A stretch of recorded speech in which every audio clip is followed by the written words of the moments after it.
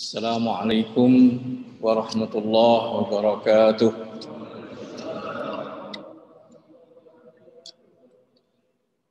Alhamdulillah, alhamdulillahilladzi ahyana ba'dama amatana wa hadana ila ma huwa yuhibbuhu Allah wa yardah. Lahul hamdu kama yanbaghi li jalali wajhil karim wa 'azimi sultanih. Allahumma salli wa sallim wa barik ala nabiyyina Muhammadin wa ala alihi wa ashabihi wa atba'ihi ajma'in wa ba'du. Jamaah sekalian, hafizakumullah. Alhamdulillah, segala puji dan syukur kita panjatkan kepada Allah Subhanahu wa taala yang selalu mengkaruniai nikmat-nikmatnya kepada kita semua, dan pagi hari ini kita di nikmat kesempatan sekali lagi. Insya Allah minimal sehari lagi, kita nggak tahu juga. Dan nikmat yang berikutnya diberikan kesempatan dan kemampuan untuk memulai hari ini dengan apa yang Allah ridhoi, sholat subuh berjamaah di suasana masih PSBB, dan nikmat majelis ilmu, taman dari surga.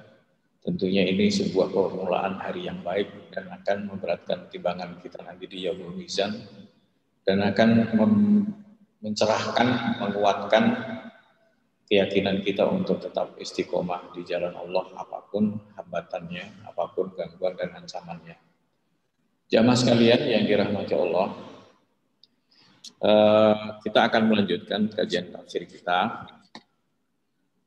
Terakhir kita sampai surat Al-Baqarah ayat 125.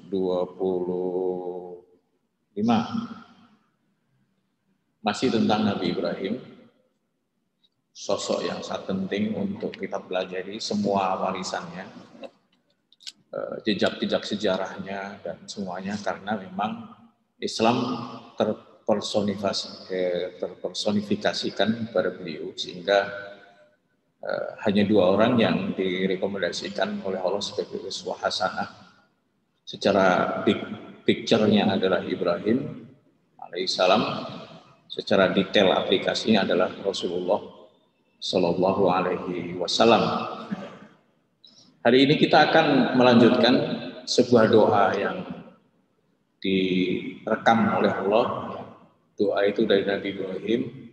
Doa ini menjadi sangat penting dan menjadi roadmap, karena doa Nabi Ibrahim, kalau doa kita kan, kita bukan founder. Yang kedua, ternyata juga diabadikan oleh Allah. A'udzubillahi minasyaitonirrajim. Wa idz qala Ibrahimu rabbi ij'al hadza baladan amina warzuq ahlahu minas samarati man amana minhum billahi wal yaumil akhir. Qala wa man kafar fa umatti'uhu qalila thumma adtarruhu ila adabin nar wa bi'sal masir. Dan ketika Ibrahim berdoa, ya Allah, jadikanlah negeri ini negeri yang aman. Berikanlah kepada mereka, kepada penduduknya, rezeki berupa buah-buahan, sebatas yang beriman kepada Allah dan hari akhir. Allah menjawab, ya, tapi yang kafir juga. Dan orang-orang kafir akan aku berikan kenikmatan sedikit, kemudian aku desak mereka untuk masuk ke adab neraka, dan itu adalah seburuk-buruk akhir atau ending. Dari doa ini banyak hal yang mesti kita pikirkan, kita renungkan, menjadi dasar kita mengambil keputusan dan sikap ke depannya, basisnya doa. Jadi memang kita dapati bahwa Nabi Ibrahim itu sebagaimana umumnya para founder, para tokoh, itu menginginkan negerinya itu negeri yang aman dan dapat rezeki. Itu doa nilainya universal. Tapi membuat kita juga terinspirasi bahwa orang Muslim itu peduli dengan hal-hal yang sifatnya nasionalisme, hal-hal yang sifatnya kebangsaan, hal-hal yang sifatnya kemanusiaan. Jadi dia tidak berdoa untuk dirinya, tapi untuk negerinya dan penduduknya. Jadi di sini bisa menginspirasi, walaupun tentunya dalilnya banyak bahwa sebetulnya Islam itu tidak head to head dengan nasionalisme, tidak. Jadi Islam itu head to head dengan fasisme, bukan dengan nasionalis. Kadang-kadang orang kan nyangka itu nasionalis sejati nih, padahal sebetulnya sudah lewat batas. Jadi fasis. Kalau sudah hipokrit, right or wrong is my country, itu bukan lagi nasionalis, itu namanya fasis. Ya. Karena kedoliman terjadi mungkin tidak mendolimi bangsanya, mungkin, tetapi atas nama bangsa itu bisa mendolimi bangsa lain. Interestnya membabi buta. Jadi kalau begitu nasionalisme itu apa? Nasionalisme itu fitrah. Artinya by descent. Jadi memiliki itu ya. Terus melindungi, menginginkan kebaikan, ada interest yang sejalan, itu biasa aja, fitrah. Ya tentunya bisa dilacak lah. Ente punya istri, punya anak, pasti ente lebih mementingkan anak istri daripada anak dan istri tetangga. Itu biasa aja. Itu basic value dari nasionalis. Cuman akan kelewatan kalau kemudian gara-gara mencintai anak dan istri, terus anak dan istrinya maling, kita dukung. Salah, kita bela. Itu namanya nasionalisme yang diajarkan oleh Donald Trump, oleh Amerika. Nasionalisme konyol, nasionalisme hipokrit. Tapi kalau Rasulullah dari sejak muda sudah terlibat dengan kegiatan-kegiatan ekonomi, nasionalisme, bahkan Rasulullah ikut perang. Harbul Fijar, Rasulullah ikut perang. Hilful Fudul, Rasulullah ikut deklarasi hak asasi, human right, tapi untuk kawasan Mekah waktu itu. Itu terlibat. Berarti Muslim itu memiliki gen pahlawan nasional. Gampangnya gitu ya. Gennya gitu. Jadi kalau ente Muslim kok cuek, baik-baik, walaupun sholatnya rajin sampai benjut kepalanya, itu agamanya masih imitatif. Fawailul lil musallin alladzina hum yura'un wa yamna'unal ma'un. Sebelumnya yadu'ul yatim wa la yahuddu ala ta'amil miskin. Yatim simbol kalau menghadik anak yatim itu simbol kejahatan sosial, ketidakadilan sosial. Nggak peduli sama orang miskin. Allah menyebutkan yahuddu ala ta'amil miskin, bukan yut'imul miskin. Kenapa? Karena nggak semua orang mampu. Tetapi kalau cuma setuju, semua orang mampu. Mendukung, semua orang mampu.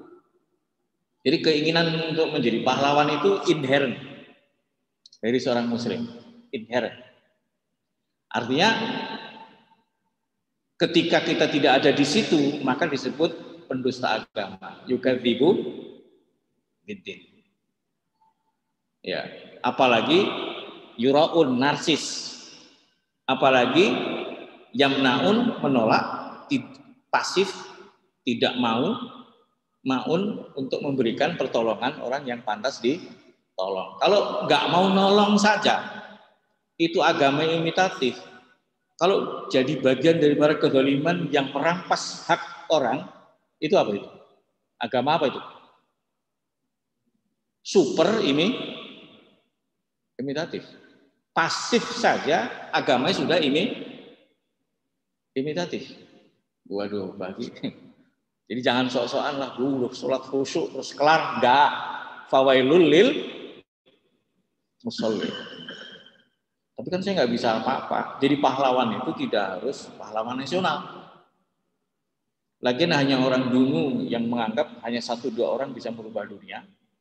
Butuh pahlawan-pahlawan yang berlevel-level ke bawah sampai istilah Rasulullah al-atqiya al-akhfiya, pahlawan tak dikenal. Orang-orang bertakwa cirinya dia lampu dia, masabihul huda. Dia lampu. Ya lumayan lah lampu 5 watt ngisi kajian di Masjid Al-Aqsa. Iya kan? Itu lampu 5 watt. Kalau pengurus 10 watt. Kalau yang ngisi 5. Tapi lampu yang penting. Kata Rasulullah, atqiya al-akhfiya. Bahkan penampilannya nggak ada yang peduli. Sampai Rasulullah katakan, idza hadaru lam yurafu wa idza ghabu lam yuftaqadu. Hadir nggak ada yang kenal, nggak hadir nggak ada yang nyariin. Habis-habisan itu pahlawan kelas apa itu kira-kira? Tapi dia populer di langit. Di bumi nggak ada yang kenal, di langit populer. Bisa-bisa yang suka nyapu-nyapu masjid, bisa-bisa tukang bersih-bersih, dan itu disebutkan oleh Rasulullah. Fa in kana fis saqahu wa in kana fil firasah firasah. Tukang jaga, tukang sapu, tukang sapu. Tapi tukang sapu juga dibutuhkan. Emang mentang-mentang direktur terus saking hebatnya nggak butuh orang lain. Tukang direktur tetap butuh tukang sapu. Tapi tukang sapu nggak boleh sombong juga, apalagi gitu. Cuman memang ada satu kaidah dalam kehidupan ini. Tak ada orang yang sehebat apapun sampai qiyamuhu binafsihi. Sampai nggak butuh orang lain, nggak ada. Dan sekecil apapun seseorang, tidak ada yang sampai tidak dibutuhkan oleh orang lain. Pasti kebagian peran deh. Ya sudahlah, daripada saya nggak makan, apa boleh buat, pasti ada dialog seperti itu. Nah, jamaah rahimakumullah, mentalitas pahlawan ini, kebetulan ini bulan November belum habis ya. Jadi nggak harus nasional. Pahlawan nasional itu cobaannya malah berat, karena hadir ditunggu-tunggu, nggak hadir dicari-cari, keluar mobil dibukain pintunya, masuk mobil dibukain pintunya, kadang-kadang ditodong dari belakang, karena dibukain pintunya, tapi tidak sambil ditodong tuh, kriminal. Nah, artinya adalah bahwa alhamdulillah kita ini nggak terkenal. Tapi siapa pahlawan? Kalau dia sudah menyempurnakan ikhtiarnya dengan syariat. Kapan dia pahlawan? Kalau dia sudah memaksimalkan potensi yang Allah titipkan kepadanya.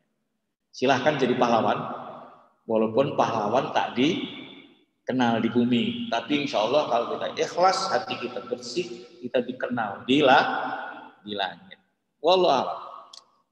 Jadi disinilah concern kita.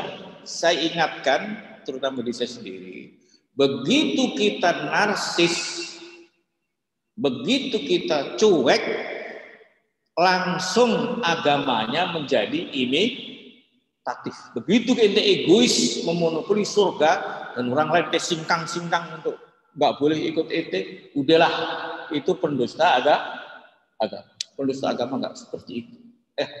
Orang yang beragama by design nggak seperti itu. Banyak hadis dan ayatnya, tapi ini kita lanjutkan. Jadi jamaah rahimakumullah, berarti kita harus seperti itu. Jadi doa Nabi Ibrahim alaihissalam minta buah-buahan. Itu khusus Nabi Ibrahim guys. Kalau seandainya saya under kompetensi, under level untuk doa seperti itu. Di Mekah kanan kiri depan belakang 8 penjuru angin cuma batu, tanaman nggak ada. Tapi mintanya buah-buahan. Tapi terkabul di hari itu. Karena doa ini sebenarnya dari awal Nabi Ibrahim itu minta buah-buahan sejak Hajar dan Ismail masih hari itu diletakkan. Warzuqhum minas thamarati la'allahum yashkurun. Rabbi inni askantu min dzurri Rabbana inni askantu min dzurriyyati biwadin ghairi dzi zar'ain 'inda baitikal muharram Rabbana liqimus shalah wa ta'ala warzuqna thamarati dan selesai itu. Itu hari pertama. Tapi namanya Nabi Ibrahim yang berdoa yang begitu hebat imannya, terus Allah Maha Kuasa. Hari itu datang buah-buah. Caranya gimana? Apakah waktu sudah ramai? Enggak, Mekah enggak ada manusia sama sekali. Tanaman enggak ada.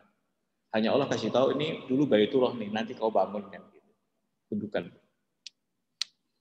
Terus Zam-Zam ditemukan dengan kita semua tahu ceritanya. Begitu Zam-Zam ditemukan, langsung orang pada berdatangan dan sudah membawa buah-buahan untuk barter. Aku minta airnya ya, nanti saya kasih buah-buahan. Nih, saya bawa. Karena memang kita itu beda sama orang Baduy. Orang Baduy itu kalau nyari air itu tidak ngeliat ke bumi, karena pasti akan ketipu oleh fata morgana. Dia ngeliatnya ke langit. Di situ ada burung terbang agak muter, berarti di bawahnya ada air. Kalau berdatangan dengan sendirinya di pegunungan sekitar kawasan, burungnya banyak banget, berarti airnya banyak. Itulah sejarah Zam-Zam. Kalau saya nanam pohon lama banget, nanam pohon durian, nanam pohon mangga. Giliran buah dicolong orang, bayangin aja. Beda banget dengan Nabi, kakak pakai nanam, saya pakai nungguin. Ada orang, Pak nyari rangge ya Pak, nyari rangge itu apa? Semut terang-terang. Yang hilang cangkul, yang hilang apa? Golok, termasuk buah mangga. Waduh, hilang nih mangganya padahal bermatang tuh 3 gitu. Iya. Tadi orang nyari rangge, jadi nyogrok rangge, tapi iseng-iseng ngambil mangga. Ya udahlah, nggak ada harganya, cuman karena mangga ditunggu-tunggu berbuah, giliran berbuah diambil orang. Beda banget Nabi Ibrahim, kagak punya pohon, kagak ngapa-ngapain, tahu-tahu dapat, dan sampai hari ini buah-buahan maka saja. Ini berat untuk kita aplikasikan dalam hidup kita, tapi kita menjadi dapat pelajaran. Silahkan minta apa aja kepada Allah, sampai yang mustahil pun nggak ada istilah mustahil bagi Allah Subhanahu wa Ta'ala. Yang berikutnya, Nabi Ibrahim mengatakan minta rezeki. Warzuqhum minas samarati man amana minhum billahi wal yawmil akhir. Rezeki itu mintanya yang dapat rezeki yang mukmin aja ya Allah. Enggak apa-apa ente doa kayak gitu, enggak disalahkan oleh Allah. Tidak disalahkan oleh Allah. Tapi kemudian Allah mengatakan menjawab, kamu enggak doa begitu, jangan dong gitu. Enggak. Tapi dijawab oleh Allah, qala wa man kafar. Yang kafir juga dapat rezeki. Disinilah kita harus berpikir sejenak, gitu ya. Berarti rezeki itu satu kasih sayang Allah yang objektif, bukan subjektif. Karena Allah itu Rahman, itu objektif. Terus Rahim itu subjektif. Kalau dalam bahasa saya, kalau bahasa tafsir itu Ar-Rahman itu balighur rahmah, unlimited. Rahim itu daimur rahmah, abadi kasih sayangnya. Nah, kalau artinya adalah kasih sayang Allah itu mencakup segala sesuatu, itu dalam konteks hukum, logika, hukum empiris, logika dan empiris. Itu gak diskriminasi Allah. Yang rajin kerja kaya, yang malas miskin, itu sudah merupakan begitulah by design. By design kayak gitu. Dan memang faktanya sekarang ini yang paling kaya di dunia ya orang non muslim. Yang muslim miskin sekarang gitu. Jadi dengan demikian kita harus sadar dalam hal rezeki kita tidak boleh bermanja-manja sama Allah Subhanahu wa Ta'ala. Ini kalimat ini penting ya. Karena banyak penceramah yang ceramah tentang rezeki itu manja. Dia selalu hanya mengeksploitasi 1-2 ayat yang enak-enak, tapi meninabobokan. Wa may yattaqillaha yaj'al lahu makhrajan wa yarzuqhu min haitsu la yahtasib. Ya, akidahnya begitu. Wa ma min dabbatin fil ardi illa 'alallahi rizquha wa ya'lamu mustaqarraha wa mustaudah. Enggak ada sebab binatang melata pun kecuali Allah dia jamin rezekinya. Itu ceramah di YouTube, di TV banyak banget. Iya, tapi itu akidah. Syariatnya, aplikasinya, prakteknya, nah, disitulah masalahnya. Begitu miskin, bukannya meragukan kerjanya, malah meragukan ayatnya. Banyak loh orang sudah mulai ragu sama ayat. Katanya kalau bertakwa kepada Allah akan datang rezeki yang nggak disangka. Sambil berimajinasi dapat bonus sama apa namanya hadiah yang apa kalau istilahnya apa itu dapat door prize lah apa yang ngaco aja dia diberi ngaco. Itulah perlunya belajar sirah Nabi Muhammad Sallallahu Alaihi Wasallam. Itulah perlunya belajar aplikasi. Itulah kenapa haji itu bukan tawaf saja, tapi juga ada sa'i. Sa'i atau sa'yu itu artinya usaha. Udah gitu Ustadznya ngasih contoh rezekinya cicak. Rezeki salah, rezeki cicak dibandingkan rezeki cicak aja coba bayangin tadi. Dia melayap terus rezekinya terbang. Kenapa ini ragu juga? Yang diragukan bukan karunia Allah. Yang diragukan adalah kualitas kerjaan kita. Kalau gitu membandingkan rezeki kita dengan rezeki siapa? Dengan Warren Buffett, Andrew Carnegie gitu dong. Dengan Bob Sadino. Gimana kok mereka rezekinya banyak? Jangan bandingin dengan cicak. Di banyak penceramah. Sampai hari ini saya masih ketemu aja.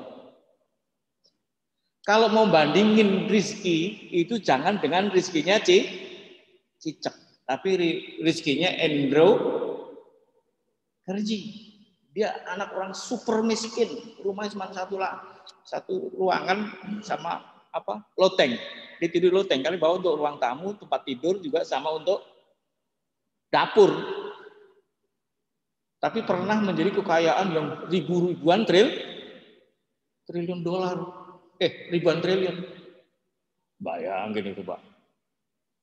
Pelajari itu, jangan mempelajari cicak. Tirulah Rasulullah. Rasulullah perang ekonomi. Saking Rasulullah cuma ngurusin riba doang, enggak. Rasulullah enggak ngurusin riba. Rasulullah justru membangun kedaulatan ekonomi. Dari membangun budaya ekonominya sampai Rasulullah rangsang ya. Ahabul a'mali ilallah amalur rajulin biyadihi wa bai'un mabrur. Kan keren kan? Apa yang Allah paling sukai ya dari amalan ini? Amalan apa sih? Amalur rajulin biyadihi, tangannya itu produktif, menghasilkan suatu entrepreneur. Wa bai'un mabrur, jual beli yang baik. Ini hukum di seluruh dunia ini, yang negara yang maju pasti hebat industrinya, produksinya, dan pasti hebat pasarnya. Gurunya ternyata Rasulullah kok. Seluruh negeri ya, negara kalau pertanian memble, pasti negara itu memble. Kecuali negara pasar kayak Singapura nggak punya lahan. Tapi dari dulu pertanian yang paling jago memang Yahudi. Dari zaman Nabi, Yahudi itu hebat. Sampai Yahudi Khaybar setelah ditaklukkan nggak diusir, tapi diangkat sebagai pegawai bagi hasil. Karena Rasulullah yakin kalau orang Arab nggak akan sanggup menghasilkan pertanian sehebat Yahudi. Ini tahu Israel, kawasan cuma seluas Pulau Bali, tapi menjadi negara eksportir pertanian nomor 4 terbesar di dunia. Hebat-hebat mereka. Dan Rasulullah menyuruh kita begitu. Makanya ada muzaroah, ada musakoh dalam buku-buku fikih itu, karena yang basicnya Rasulullah mengembangkan dunia pertanian, dan Rasulullah membangun pasar berkali-kali. Pasar Rasulullah itu hancur karena perang Yahudi, tapi terakhir Bani Qainuqa sebagai penguasa pasar Yahudi kalah perang. Disitulah akhirnya ada geseran dari pasar Yahudi menjadi pasar Islam. Rasulullah itu membangun pasar Pak dulu setengah mati Pak. Setengah mati. Dikeliling di pasar-pasar Yahudi, di tempat-tempat jualan Yahudi. Kalau ketemu muslim belanja di situ, langsung dibilang, mulai besok jangan beli di sini, beli di sana. Ada tempat namanya Manahoh, tempat parkiran unta. Barat daya Masjid Nabawi. Kalau ketemu penjual jualan di pasar Yahudi, mulai besok jangan jualan di sini, jualan di sana. Serius sekali Rasulullah. Maka Rasulullah berjalan-jalan di pasar tiap hari. Bukan shopping, bukan cuci mata, tapi untuk mencari orang Islam yang belum yakin dengan pasarnya sendiri.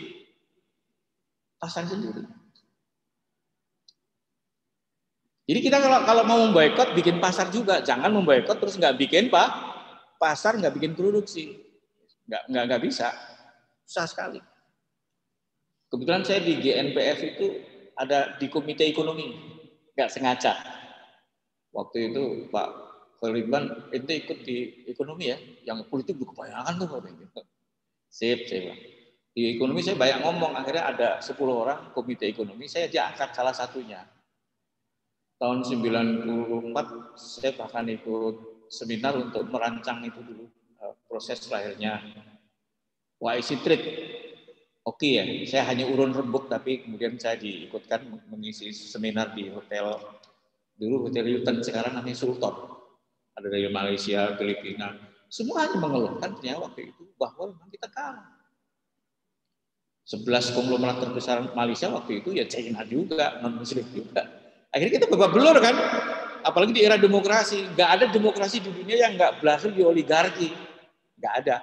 Kenapa Turki itu leading ekonominya? Karena ekonominya leading. Kalau umat Islam ekonominya nggak leading, nggak bakal ada partai Islam yang leading. Susah. Karena begitu butuh munas aja butuh biaya, proposalnya ke non-muslim juga. Makanya Rasulullah lebih membangun masjid terus cuma 2 hari ya. Bangun pasar 2 tahun Rasulullah baru kelar. Setelah perang Badar kelar, perang Bani Qainuqa kelar, baru pasar Islam lahir dengan sendirinya dan kedaulatan ekonomi di masa. Itu perlu kita ingatkan terus-menerus. Allah kaitkan ya bahwa kekuatan itu real, harus real. Nggak boleh kekuatan imajinatif, apalagi mitos. Nggak boleh, real. Ketika Rasulullah SAW mengatakan al-mu'minul qawiyyu khairun wa habbu ilallah minal mu'minid dha'if wa fi kullin khairun ikhlis ala ma yanfa'uka wa la ta'jas. Mukmin yang kuat jauh lebih baik, jauh lebih Allah cintai dari mukmin yang lemah. Walaupun semuanya ada kebaikan kata Allah. Karena selemah apapun orang tetap dibutuhkan. Terus kata Rasulullah SAW melanjutkan, ihris ala ma yanfa'uka.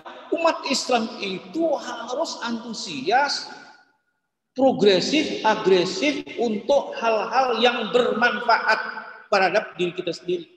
Pendidikan kita itu orientasinya adalah bukan hanya output, tapi outcome. Menyelesaikan, kuat gitu. Kalau enggak, kata Rasulullah SAW, wasta'in billah wala ta'jas. Terus minta tolong sama Allah, tetapi jangan lebek. Sekarang coba banyak Emirat itu kenapa coba sampai berbaik-baik sama Israel? Kenapa? Karena dia lemah. Dia selalu diintimidasi oleh Iran. Anytime bisa dihabisin sama Iran. Dia harus memperkuat pertahanannya. Memperkuat pertahanan itu nggak gratis karena Emirat itu penduduknya nggak sampai 3 juta. Katakanlah 2,5 juta, 2 juta pendatang Pak, 1,5 juta itu penduduk asli. Saya pernah ngobrol dengan dubesnya waktu itu. Dan orang KBRI yang tugas di sana juga saya kenal gitu, ngomong, ya kan harus beli senjata.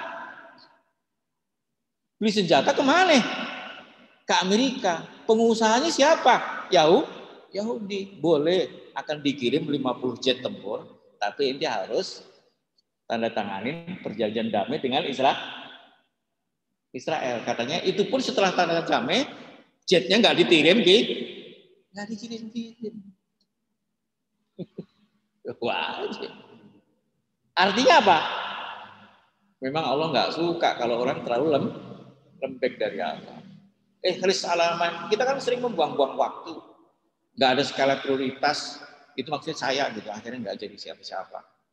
Harusnya saya tahu mana yang bermanfaat, mana yang tidak. Kita kebanyakan menghabiskan waktu justru untuk yang tidak bermanfaat. Jadi orang kafir itu udah gitu, orang kafir kan nggak pakai etika dalam bisnis, tambah banyak duitnya. Tapi jangan nyalin syariah. Nah, kita gebleknya juga ngalahin syariah. Kita sih kalau banyak halal haram, makanya kita kalah. Ya udahlah kita kan banyak yang menghalalkan haram gara-gara the power of Kepepet itu tadi. Di akhir tambah agamanya nggak bisa dipertahankan, gara-gara ekonominya nggak bisa dipertahankan. Terus kalah dalam politik. Ngomong kalah pasti salah. Benar aja nggak cukup, baik aja nggak cukup, harus kuat. Kalau nggak kuat kalah salah aja. Pokoknya ini akan salah terus selama ini masih kalah. Kalau perlu ntar sholat juga dilarang kok. Coba apa urusannya Pancasila dibentur-benturkan dengan Islam? Logika intelektual manapun nggak nyambung, tapi kok bisa? Ya karena kita kan membuat kebijakannya bukan kita. So akhirnya memang ketika Nabi Ibrahim mengatakan gitu, ada warning. Wah, orang kafir juga. Cuman juga jangan ngiri. Karena sehebat apapun kenikmatan dunia, nggak pantas untuk ditukar dengan akhirat. Karena tetap kok kolil. Nah masalahnya adalah ketika kalah ini justru banyak orang yang menukar akhirat dengan dunia. Lahirlah orang-orang munafik yang lebih dekat dengan orang kafir daripada kepada sesama muslim hanya gara-gara beda ormas, beda orsos, beda agama, dia nggak masalah. Kalau beda ormas justru masalah. What's wrong? Nah inilah duit, ujung-ujungnya duit. Orang kita juga ada rukun Islam dari zakat, memang ada itu butuh duit. Siapa yang nggak butuh duit? Duit itu ongkos. Mereka jadi ongkos ke neraka, kita tidak ongkos ke surga. Mereka ongkos fisabilillah, kita ongkos fisabilillah. Disitulah peringatan penting buat kita bahwa sedikit sekali dalam sejarah yang saya tambah satu hasil lagi walaupun sudah sering saya sampaikan di sini tentang masalah ini. Rasulullah itu menginginkan umat Islam itu surplus penghasilan dan dihubungkan dengan rahmat Allah. Sebuah hadis riwayat Imam Muslim. Makanya para ustadz tolong kalau membahas rezeki jangan cuma dari sisi akidah. Rasulullah itu perang ekonomi, Rasulullah membangun budaya ekonomi. Rasulullah membangun pasar. Rasulullah membangun kehidupan ekonomi. Maksud yang kita ambil Rasulullah cuma hukum fikih ekonomi. Padahal hukum ekonomi itu simpel sekali. Nggak usah diribet-ribetin. Kan cuma larangan riba, larangan goror, ya kan? Larangan gis, larangan bohong, kan gitu doang. Selebihnya silahkan berkreasi. Malah mufti anak kemarin, yesterday afternoon ya, anak kemarin sore. Ini haram, puas banget kalau mengharam-haramkan sesuatu. Online, haram. Dropship, haram. Padahal itu kalau yang membuat haram itu cuma riba sama tipu-tipu, curang-curang. Yang lain selama itu digaransi, orang saya pernah diskusi dengan MA lulusan Madinah, bursa komoditi itu haram.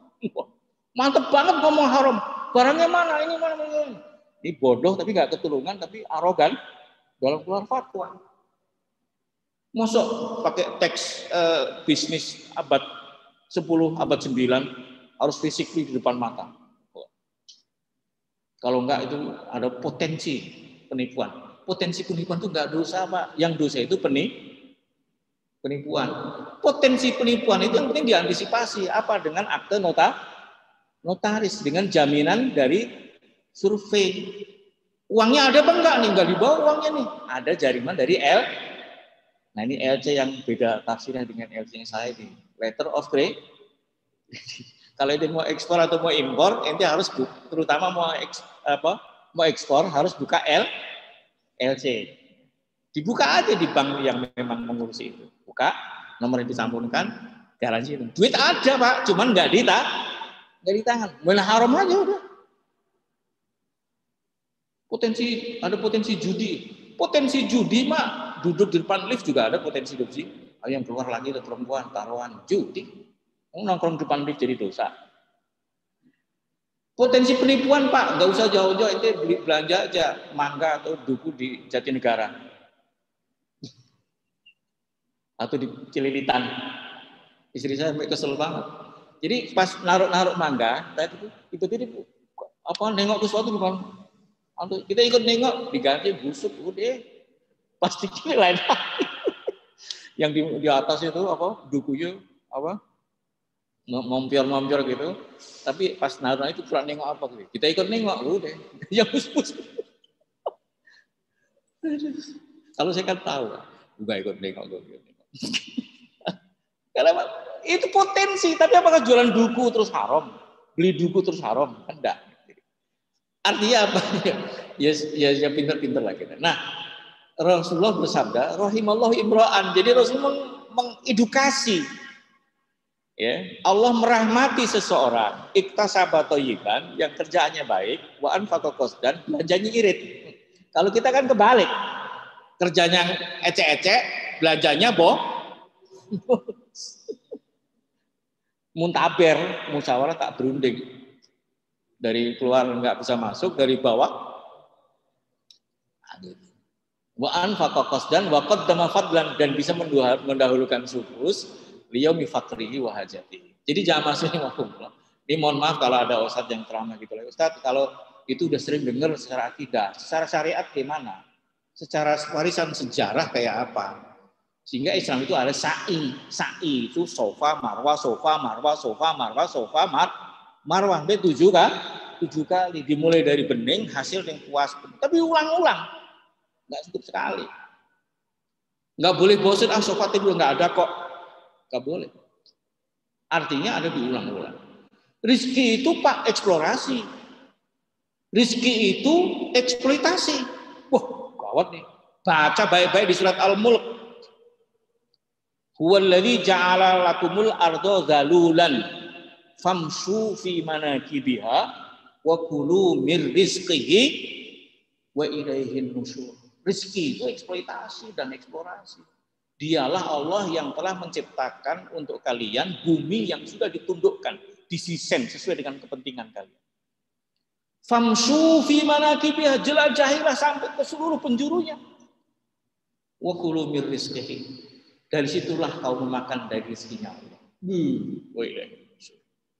Eksplorasi Pak. Tanpa ada keliling-keliling, kita ini nggak punya jaringan Pak. Secara demografis. Tanpa keliling-keliling kita ketemukan sumber-sumber mineral, sumber-sumber yang lain. Nggak ketemu. Famshu fi manakibiha, baru wakulu mir rizqihi. Orang-orang Spanyol, orang-orang Portugis telaten Pak. Rumput di belakang rumah kita aja di listing. Sampai kita punya, kalau membahas cepluan, bahasa Latinnya ini. Ya kan? Semua punya bahasa Latin, Pak. Kapan itu coba? Exploring. Ini hal-hal yang kadang-kadang tidak disentuh. Kita itu berpikir Islam jangan mistis. Islam memang ada sisi mistis. Tapi kalau mistis sebagai basic berpikirnya kita salah. Nabi Adam keunggulannya di otaknya. Nabi Adam itu keunggulannya beliau peneliti. Makanya Allah ketika mengunggulkan Adam apa? Kesalehannya, ketakaatan enggak. Tapi Adam Allah katakan wa 'allama Adamal asma kullaha. Dan Allah mengajarkan kepada Adam nama. Nama apa? Semua. Artinya adalah masalah memberi nama, bukan masalah daftar nama. Kalau semua kan nggak mungkin. Tetapi kemampuan memberi nama. Siapa yang memberi nama? Pasti penemu. Siapa penemu? Pasti peneliti. Mana mungkin orang memberi nama kok tidak tahu keunikan, kespesialan sehingga keluar nama. Keunikan dan kespesialan itu pasti dari observasi minimal, kalau bukan riset minimal observasi. Kalau untuk membedakan langkuas, kencur, itu kan kita udah ikut namanya, ini langkuas, ini kencur, ini kunci, ini jahe. Bentuknya mirip-mirip aja. Dari mana itu? Penemu. Di ruangan ini penemu siapa sih? Ada nggak? Lebih baik ditemuin Ustaz. Banyak sebenarnya kalau mau, cuman kita gampang sekali frustrasi, nggak observasi. Melihat langit dan bumi itu diulang-ulang. Jangan sekali. Pertama untuk mengagumi Allah, kedua untuk memahami ciptaan Allah. Dan berujung kepada patuh kepada Allah. Tafakkur alam itu sampai ketemu manfaatnya. Rabbana ma khalaqta hadza batila. Ini ada manfaatnya ini gitu loh. Ini nggak sia-sia ternyata ini gitu. Wallahu alam. tapi memang saya ingin serius ya. Kan kekalahan dalam bidang-bidang kayak gini gara-gara mindsetnya salah. Ya, mengidentikan, wah, satu hal nih yang saya juga sedih. Para ustadz itu suka bilang kesehatan juga rezeki. Itu salah besar itu, walaupun salah besarnya nggak fatal, tapi salah. Terus apalagi panjang umur juga rezeki, anak soleh juga rezeki. Udah gitu itu paling bawah, rezeki yang paling berendah itu susu materi. Itu apa cara berpikir kayak gitu? Rasulullah aja kalau berdoa rezeki itu dipisah, Pak. Allahumma inna nas'aluka salamatan fiddin wa afiatan fil lazat wa ziyadatan fil ilmi wa barakatan fil rizki. Minimal dalam Al-Quran ada 4 item. Rizki pertama masalah iman dan Islam, hidayah. Rizki kedua adalah kesehatan. Tapi kita nggak boleh sebut rizki. Kenikmatan pertama adalah hidayah. Kenikmatan kedua adalah kesehatan. Kenikmatan ketiga adalah ilmu. Kenikmatan keempat adalah rizki. Kalau semua rizki kenapa dipisah coba? Konsepnya harus ada sendiri dan dibedain. Jangan, ya memang menghibur sih untuk orang-orang yang gagal terus sudah nggak ada peluang untuk berhasil, itu menghibur. Tetapi tidak mengedukasi. Ya kan dia udah begitu, saat perlu dihibur. Ya tapi kan dia punya anak, punya generasi penerus. Kalau tertularkan lagi, penyakit itu menurun. Akhirnya ada guyonan, kemiskinan Indonesia sudah menurun, Pak, alhamdulillah. Menurun ke anak cucu. Kan bahaya kayak gitu. Jadi kita harus berubah mindset. Kerja keras. Rasulullah itu pedagang. Sebelum jadi Rasul itu manajer termahal di Mekah. Orang lain dibayar 2 ekor onta, beliau dibayar 4 ekor onta. Dan itu fakta real. Yang paling sering bahas ini Pak Safi Antoni, tapi saya juga tahu gitu. Karena itu tertulis dengan tegas dalam sejarah. Rasulullah itu bangkrut gara-gara jadi Rasul. Bukan karena Rasul itu identik dengan kebangkrutan, enggak. Karena jaringannya putus semua. Wah, Rasulullah setelah jadi Nabi miskin. Ya tapi miskin karena putus jaringannya. Karena jaringannya yang dibangun oleh Khadijah dan Rasulullah dulunya adalah semua orang non-Muslim. Enggak pada masuk Islam. Ya pasti putus lah. Itu. Sangkain orang, aku sibuk dakwah, enggak ngurusin rezeki. Jangan salah, Rasulullah tetap. Cuman ketika di Madinah, Rasulullah penghasilannya itu keseringan jadi hadiah dan dari at-takhmis 1/5 itu. Rasulullah nggak perlu lagi macam-macam. Karena kalau Rasulullah nggak diproteksi, mau jadi Rasul lagi ngurusin jualan kambing kan kesian. Sibuk kan. Jadi wali kota aja harus diproteksi biar nggak korupsi tapi kalau ini. Tapi ini Rasulullah selalu diproteksi. Pokoknya ceritanya panjang, waktunya pendek. Segini ya. Apa intinya adalah kualitas rezeki harus bagus. Karena kalau kualitas rezeki sama dengan rezeki orang kafir, terus lo apa bedanya? Sehingga Rasulullah salah satu kebijakan, saya selalu Rasulullah dalam hal yang ini. Ketika Rasulullah membangun gubernur Madinah, lahir piagam Madinah, Rasulullah sebagai top leader dan legal leader, formal leader, Rasulullah tidak mau ekonomi Yahudi dicampur dengan ekonomi Islam. Jadi kebijakan fiskalnya dipisah. Itu kebijakan terpenting. Kenapa? Nanti kalau sama pemasukan Islam dan Yahudi disamakan, nanti minimal yang dimakan orang Islam subhan. Kalau kita sekarang gimana? Oh bukan lagi begitu. Kita malah subsistem sistem kapitalis liberal yang kafir. Waliing zaman Rasulullah sebagai main sistem aja nggak mau dicampur. Yahudi kasih otonomi. Kita sekarang sebagai subsistem yang tidak diridhoi oleh Allah, maka susah sekali kita menang selama kita masih jadi subsistem ekonomi ribawi. Tapi ngelawannya dengan apa? Dengan bank syariat itu hanya komponen perangkat. Tapi yang penting adalah budaya ekonomi, kehidupan ekonomi. Setelah itu baru nanti perang ekonomi.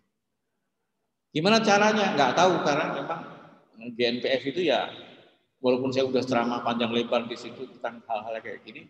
GNPF kan ya kumpulan gantian pidato, kan itu rumah jauh-jauh. Saya waktu peresmian 212 Tower di Margonda, saya ngisi ceramah juga sama yang saya sampaikan hal kayak gitu. Itu yang mana itu? Di Margonda ada 212 tower waktu itu Sapianto ini sebagai penggagas dan lahir sistem propertinya, terus saya diundang untuk ngisi taujihnya. Tapi ya udah gitu aja. Artinya apa? Artinya ekonomi itu dimulai dari individu. Siapa yang mau jadi Bill Gates, siapa yang mau jadi Warren Buffett gitu, berkembang gitu, kira-kira gitu ya. Nanti insya Allah berdampak. Kita sudahi apa yang kita bahas pada pagi hari ini. Semoga jadi hidayah buat kita semuanya. Jadi kemudian baik dengan kecerdasan dan tentunya dengan taufik hidayah dan ayah Allah Subhanahu wa taala. Waktunya habis ya. Mau ada pertanyaan silakan. Dari cara bertanya udah tahu bahwa itu salah. Bahwa yang kayak gitu salah kan Pak? Cara bertanya memang salah, itu salah gitu. Asli salah. Nyontoh Rasulullah kok cuman dalam hal sholat, dalam hal ritual. Rasulullah ngapain perang sampai kurang lebih 85 kali? Rasulullah itu berperang sampai 80, dan yang nggak ikut perang sama Rasulullah langsung istimewa munafik kalau nggak ada alasan. Cuma memang kalau sekarang ini memang kita hidup di era demokrasi. Demokrasi itu begitu kita di luar sistem, kita peluangnya cuma ini. Tapi memang di luar sistem itu agak kagok dalam demokrasi. Maksimal hanya demo. Karena kita di luar sistem kan gitu. Kalau menggugat sistem politik. Tapi hati-hati omongan kayak gitu itu. Yang membuat Umar bin Khattab dulu marah sekali. Umar bin Khattab ada orang sok khusyuk, gak pedulian, saking khusyuknya senyum pun susah gitu ya. Terus kenduyah-kenduyu, supi murung gitu lah kira-kira. Sama Umar dikebuk punggungnya. Ama takallahu lisayamu tadinu bika. Semoga Allah mampusin kamu aja lah, karena agama akan mati gara-gara orang kayak kamu. Betul kan? Bayangkan kalau politik kita kalah. Gara-gara orang cuek itu. Gara-gara ketidakpedulian itu. Terus politik jatuh katakanlah ke komunis. Sholat juga dilarang. Itu logika apa yang dipakai? Saya nggak tahu. Saya pernah mendengar istilah namanya birokrat kodok rebus. Tapi ini sekarang kita sebut muslim kodok rebus. Muslim nggak sensitif terhadap permasalahan lingkungan politik, sosial, dan budaya. Nggak sensitif. Merasa nyaman bakal masuk surga. Ya. Terus saya udah sholat, saya bayar zakat, saya bayar aja, pasti masuk. Enggak, yang kayak gitu kodok rebus. Karena gara-gara orang-orang kayak gini, Islam, bangsa, umat pindah tangan tanpa kita rasakan. Pindah tangan. Seperti kodok rebus. Kodok yang sensitif kan panas, yang mengagetkan. Jadi kalau ditaruh di ember, panci, dinyalain api pelan-pelan, lama matang tuh Pak. Jadi umat Islam kayak gitu nggak terasa itu matang tuh. Matang dalam pengertian nggak punya lagi kehidupan beragama. Jadi Uyghur iya, Cina dulu Muslim Pak. Bahkan yang membawa Islam ke Indonesia juga banyak orang Cina zaman dulu. Coba. Itu sama dengan hilangnya Andalus, hilangnya negara-negara seperti itu juga hanya gara-gara mementingkan ubudiyah mahdoh sambil berantem hanya gara-gara beda mazhab. Itu akhirnya Baghdad hilang. Dan saya sudah sampaikan entah berapa kali sampai bosen, tapi nggak boleh bosen ya, bahwa aliran perang salib, dan kata perang salib itu masih disebut oleh George W. Bush, Crusade War, masih disebut oleh George W. Walaupun kata Jenderal Edmund Inggris ketika menang perang selesai perang salib itu. Salah satu strategi perang salib ya, itu namanya sistem yang dipakai gerakan Le Venerabilis. Le Venerabilis itu tidak menyerang pakai senjata Pak, tapi pakai logika, with reason, not with force, gitu. With reason. Itu ada, dan itu berhasil. Palestina pernah jatuh ke tangan Salibis dan dijajah 88 tahun. Ketika Baghdad sebagai Jabhah sebagai front penting mempertahankan Palestina itu sibuk berdebat antara Salafi atau orang Wahabi dengan Asy'ari. Padahal dua-duanya baik-baik aja. Beda angle. Di madrasahnya Imam Ghazali namanya Madrasah Ilmiah itu sampai ada bunuh-bunuhan antara Salafi dengan Asy'ari. Ente mau ulangi lagi? Ente mau benci Asy'ari? Asy'ari Muhammad Al-Fatih itu Asy'ari. Dan digelari oleh pemimpin terbaik dengan tentara terbaik oleh Rasulullah Shallallahu Alaihi Wasallam. Ibnu Hajar Al-Asqalani yang bukunya 500-an judul, salah satunya Bulughul Maram yang dihafalkan oleh seseorang di Indonesia itu juga orangnya Asy'ari. Jadi sekarang itu stop berdebat masalah ibadah mahdoh, kewajiban itu terlalu banyak, ibadah itu bukan hanya salah satu ya, yang paling dasar setelah akidah, baru ibadah. Ibadah itu khilafiahnya banyak, jadi jangan juga beranjak ke situ. Terus gimana kelanjutannya? Ya ikuti aja Rasulullah, peduli dengan pasar, peduli dengan politik. Rasulullah itu jago Pak politik, mendesain konstitusi. Loh kok kita enggak? Ngikutin Rasul dari sisi mana dia? Cuman sekarang ini ketika seluruh demokrasi di dunia itu berakhir di oligarki, ya memang banyak membuat orang frustasi. Semoga frustasinya tidak sampai apatis. Ya kalau itu nggak mau masuk di satu proses politik yang formal, ya non formal. Kalau non formal, informal. Kalau itu bukan Menteri Keuangan, ya jadilah apa namanya bendahara desa, bendahara desa yang peduli kalau orang butuh rescue kan gitu Pak. Nah, harus jadi Menteri Keuangan. Orang Menteri Keuangan juga tugasnya cuma nyari utangan kok. Kan ribet itu yang kayak gitu. Iya kan? Prestasinya dapat bintang, tapi yang ngasih bintang yang ngutangin, matching. Maksudnya disanjung oleh yang jadi sekarang ini udahlah Pak, udahlah kita hidup di alam nyata. Ya, kalau ente nggak peduli, itu nggak boleh, harus peduli. Kalau ente menganggap itu bukan urusan saya, itu berbahaya. Nanti kamu sholat pun nggak bisa. Sholat ditembak-tembakin. Orang nanti kalau udah kalah Pak, Andalus dulu yang sekarang jadi Spanyol, ditangkepin satu persatu. Mau masuk Kristen kalau nggak disembelih. Jutaan orang disembelih dulu, yang kabur lari sampai ke Maroko, yang ada yang milih syahid, ada yang mati, ada yang berubah agama, ada yang bikin bunker kalau sholat ngumpet-ngumpet. Mau, hanya gara-gara orang. Nah kalau yang ngomong gitu diikuti oleh 50 juta orang, lumpuh Indonesia Pak. Mantap kayak gitu diikutin. Habis kita semua kalah. Wallahu a'lam bishawab. Terlalu apa ya? Terlalu aksioma untuk didiskusikan Pak. Capek sebetulnya itu. Terlalu apa ya? Terlalu cetok welo-welo gitu loh. Nah, itulah semoga kita tidak begitu. Kita nggak usah pakai kata-kata hero, pakai logika aja bahwa kita mencintai sesama muslim. Kalau muslim menderita kita nggak mau, itu kelar kok. Imannya nggak sempurna kalau tidak peduli. La yuhibbu li akhihi ma yuhibbu li nafsihi. Bahkan sampai dulu ada ibu-ibu telepon saya Pak, gara-gara saya habis ceramah. Pak Ustadz tadi ngomongin katanya tidak beriman sama seorang yang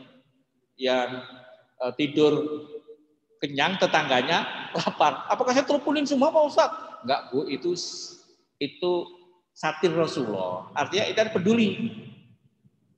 Ya ente harus bagi beras lah, mosok ente kanan kiri ente orang miskin, ente lumayan gitu. Ya bagi beras bulanan lah, emang bangsa buah karung nggak sampai 1 juta lumayan gitu.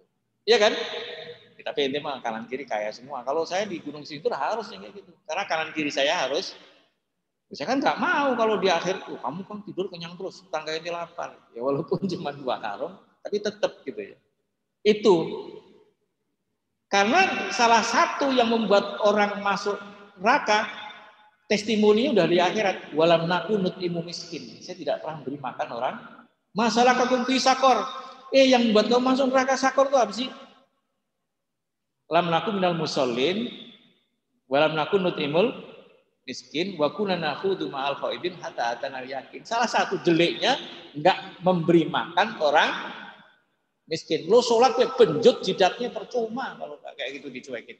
Terus merasa ini bukan tanggung jawab saya. Itu jawaban orang munafik ketika ditarikin infak. Orang munafik ketika ditarikin infak, itu urusan Allah. Itu ada di surat Yasin, ada di surat surat Al-kafirun ada, al-munafikun ada. Jawabnya adalah lau sya Allah dikaitkan itu urusan Allah. Katanya Allah yang ngasih rezeki. Kok ada orang miskin? Itu urusan Allah, salahin Allah kan gitu. Ada yang lagi nyalain Rasulullah. La tunfiqu ala min Rasulullah. Orang munafik. Jadi jangan gitu ya. Jangan salah masuk, jangan salah pintu masuk surga lah. Yang jelas orang egois itu narsis itu termasuk yang mendustakan agama. Wallahu a'lam bishawab, saya kira nggak boleh lebih lagi. Ya, lagi PSBB. Iya kan, saya juga tidak pernah mendikotomikan, tapi saya lihat seluruh full view. Makanya kalau merespon sesuatu itu jangan polarisasi, tapi moderasi. Kalau polarisasi, seobservasi Bapak juga belum tentu seperti itu teorinya. Tetapi saya hanya ngasih kaidah, kalau merespon sesuatu jangan polarisasi, tapi pakai moderasi. Saya tidak pernah mendikotomikan pendekatan akidah dengan pendekatan semua. Saya mau semua akidah ya, tapi lanjutkanlah dengan syariat, akhlak dan lainnya. Kalau Bapak pakai pendekatan Arab kan saya pakai pendekatan Rasulullah. Rasulullah juga orang Arab kan. Rasulullah membangun pasar kan. Rasulullah berjuang juga kan gitu loh. Jadi balance. Jadi kalau kita moderasi itu hasilnya balance. Kalau kita polarisasi lahirnya adalah dikotomis. Jadi saya tidak mendikotomikan pendekatan akidah dan syariat, Pak, tapi jangan hanya akidah. Makanya saya bilang tidak cukup tawaf, tapi harus ada sa'i. Jadi saya bukan pro syariat tanpa akidah, jangan salah angle. Saya enggak, saya hanya membalance. Membalance. Tawakal ya, ini ya, semua iya, tapi usaha harus maksimal. Kalau masalah sholat ninggalin itu etika beribadah udah ada, nggak usah dijadikan sebagai bahan. Kalau survei kaya, nggak kaya dan seterusnya itu juga relatif Kak, karena yang eksplorasi dan eksploitasi Timur Tengah juga orang non Muslim, bahkan yang pertama kali ngedrilling di Saudi pertama kali Lauren Foundation itu punya Israel, bahkan Aramco yang dulunya itu California punya itu juga sebetulnya investasi, dan akhirnya orang itu walaupun duitnya banyak tapi kehilangan kemerdekaan. So what, akhirnya sebetulnya nggak usah didikotomikan. Saya hanya mengingatkan tidak cukup hanya dengan bahasan akidah, harus dilanjutkan. Islam itu akidah, syariah, ilmu, akhlak itu harus semua diambil. Cuma masalahnya sekarang ini neokolonialisme dan neoimperialisme itu, nekolin, itu sudah seperti ikan paus, plankton pun disikat. Kita itu sisa-sisa. Tapi di angle-angle sisa ini akan kita bisa ambil kalau kita bersatu. Tapi kalau umat Islam sudah tidak bersatu, nggak ada yang bisa dikerjakan dengan benar, nggak ada yang bisa digenarkan dengan baik. Maka dari itu, karena kebetulan kita baru bahas angle doa Nabi Ibrahim bahwa orang kafir itu juga menjadi pesaing, berarti ekonomi itu persaingan, ekonomi itu peperangan. Jadi saya nggak menganulir bahasan Ustadz yang tadi, artinya jangan hanya berhenti sampai di situ. Saya tanpa mempolarisasi sama sekali, tapi jangan berhenti sampai di ya betul rezeki sudah Allah atur, tapi aturan Allah harus kita pelajari dan kita bekerja sesuai dengan aturan Allah. Aturan Allah gimana? Jatuhnya batu ke bawah, pelajari. Air mengalir ke nyari yang lebih rendah, udara mengisi ke tempat yang kosong, bla bliblu, tekanan rendah kan, itu kita pelajari semuanya. Nah bahkan kita suruh mengeksplorasi, itu konsep cara. Jadi kalau kita akidah doang juga salah. Akidah tambah syariat, tambah akhlak, tambah ilmu pengetahuan, minimal 4 itu harus ada. Kalau ada orang ustadz itu, nggak ada hubungannya ilmu dengan rezeki, melantang banget tuh ngomong di ceramah-ceramah di YouTube. Ada Pak, ada hubungannya ilmu dengan rezeki. Nggak ada itu anak SD kaya yang itu kuliah, ya itu kan cuma sampel margin error aja itu, sesuatu yang sifatnya terjadi. Tapi kalau semua orang SD lebih kaya daripada sarjana, baru saya percaya. Sementara juga berbeda pendapat dengan Allah, yarfa'illahu ladina amanu waladina utul ilmu. Kalau ada orang enggak ada hubungan dengan ilmu, ya nggak bisa begitu juga kali. Yang merubah orang dari miskin ke kaya itu justru paling banyak itu pendidikan.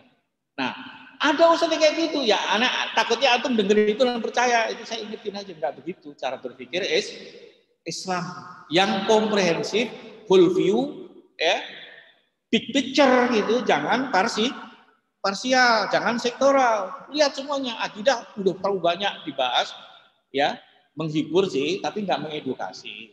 Bahwa Anda miskin nyaman aja lah. Rezeki kan bukan hanya materi. Iya. Tapi doa Rasul nggak begitu juga. Saya hanya ngingetin kok. Saya juga bukan orang yang sukses dalam ekonomi, tapi kata Rasulullah minimal jangan jadi beban orang lain. Wala takun kallan alam. Sekarang ekonomi itu begitu yang lain jadi beban, maka bab mengikul beban jadi debat tadi kayak Pak Abdillah tadi bilang. Bebannya harus dipikul. Kalau yang memikul dikit, yang harus dipikul banyak kan dayek juga. Saya kira gitu aja ya. Semoga ada tidak salah paham ya. Saya tidak sedang mengkonfrontasi, tapi sedang membalance. Bahwa contoh mencari rezeki jangan nyontoh cicak sebagai konsep cari rezeki. Kalau sebagai konsep tawakal silahkan. Tetapi tawakal ala Rasulullah juga beda dengan tawakal ala orang Jawa. Ikil kata Rasulullah cuma tawakal, usaha dulu baru hasilnya tawakal. Kan Rasulullah juga kasih konsep. Nah kalau kita tawakalnya all out ya kalah juga. All out itu bukan berarti nggak benar. All out yang salah, karena all out yang benar juga ada. Semoga ada manfaatnya aja buat kita semua. Kalau kurang lebihnya tentunya seperti Rasulullah ajarkan, hada ma'akul, wastagfirullahaladzim. Wassalamualaikum warahmatullahi wabarakatuh.